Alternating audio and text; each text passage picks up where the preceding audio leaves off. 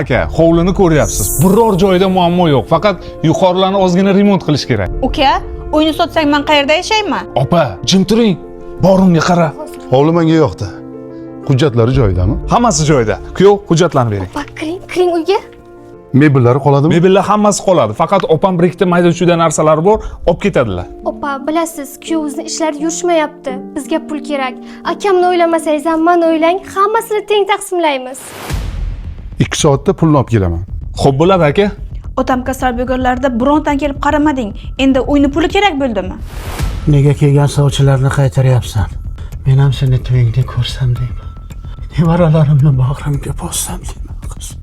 Unaqa demang dadajon. Siz tuzalmasangiz men turmushga chiqmayman. Uning ustiga shuncha nevaralaringiz bor. Ularning ota-onasi xabar olmayapti-yu. Farzandidan nima kutaman, qizim? Dadajon, hali tuzalib ketasiz. Opa, klient oldida nimaga bunaqa gapiryapsiz? Kecha kelishib oldik-ku siz bilan. Mana buni o'qi, otam vasiyatlari. Farzandlarim, bu uyni zimmamdagi Alloh buyurgan vazifam bo'lgani uchun sizlarga teng taqsimlayman.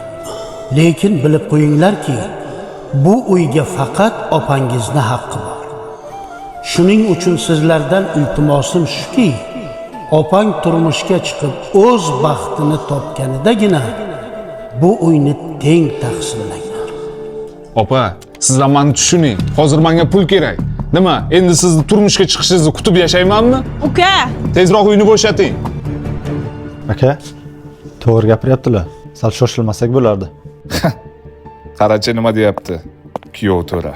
Siz aralashmang, yuring. Pullar hammasi to'g'ri ekan. Mana bu hujjatlar, aka. Uylar muborak bo'lsin. Barakami?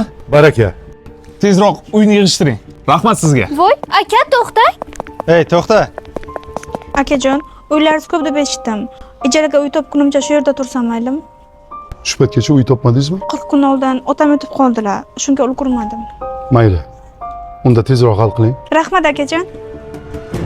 Allo, uka, uyni sotib pulini beraman deganding. Opa, ishlarim o'xshamay qoldi. Nima qilay? Voy akajon, iltimos yana bir hafta muhlat bering. Uy topyapman. Mana bu uyning hujjatlari. Voy, ukam sizni pulingizni ishlatib qo'ygan. Hozir pul bera olmaymiz. Shu paytgacha biznes qilaman, karyera qilaman deb umrimni o'tkazib yuboribman. Men sizga bergan mana shu uyning hujjatini mahr deb qabul qiling. Tushunmadim. O'sha kundan buyon xayolimdan ketmaysiz. Sendan bir umr roziman, qizim. Bir umr roziman.